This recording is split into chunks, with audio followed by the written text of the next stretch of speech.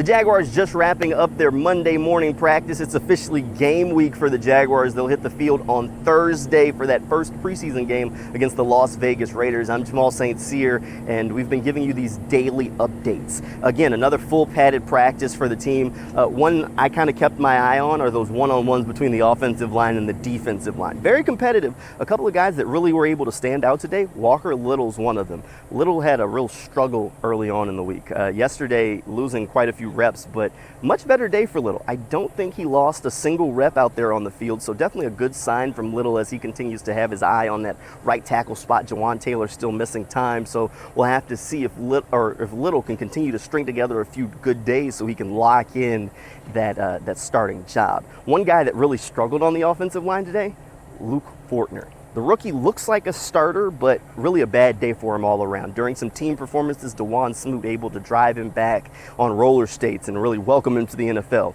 During those one-on-ones, Smoot gets the best of Fortner again. Devon Hamilton also had some very powerful reps out there. So Fortner's going to have to step up, and he has had a lot of good days, so this may just be one bad day, but definitely something that we'll kind of keep our eyes on as the rookie tries to lock in that starting job. Another guy that kind of had a pretty good day in those one-on-ones, Josh Allen, continuing to show some dominance out there on the field for that defense. During the team period, Allen was almost unstoppable. That right side of the line was getting obliterated by Allen in that pass rush. The defense clearly working on some blitz plays. Rudy Ford, another guy that flashed into the backfield multiple times where the coaches blew the play dead for sacks. So definitely something to see there. My MVP for the day has been a guy that I've kind of been critical of. He's had some drop passes, but today just an incredible catch. Evan Engram.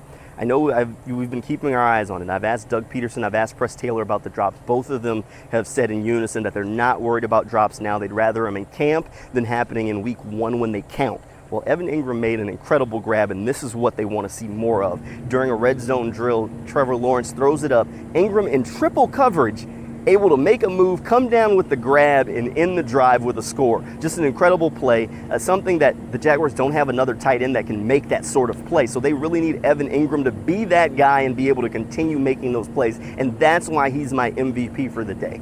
Definitely a close race. My second MVP on offense would have had to go to Snoop Connor. Connor with an incredible day. The rookie broke off a handful of big runs. The offensive line coach telling him that they wanted him to see him break that 100-yard mark for the practice. Definitely a good day for him. Good day for the offensive line during some of those running plays and to open up some holes for Snoop to be able to pop some of those runs. Another running back with a couple of decent plays. Travis Etienne continuing to use that speed on a daily basis to break those wide runs and kind of create something where there doesn't necessarily have to be.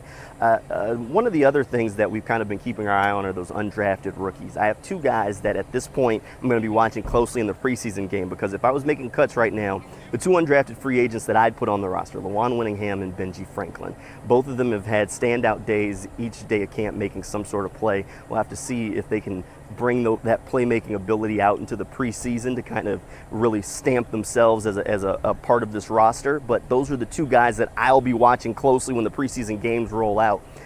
What to expect in that preseason game from the Jaguars? Still kind of a work in progress. The coaching staff says they're still kind of trying to decide who's going to play and just how much they're going to play.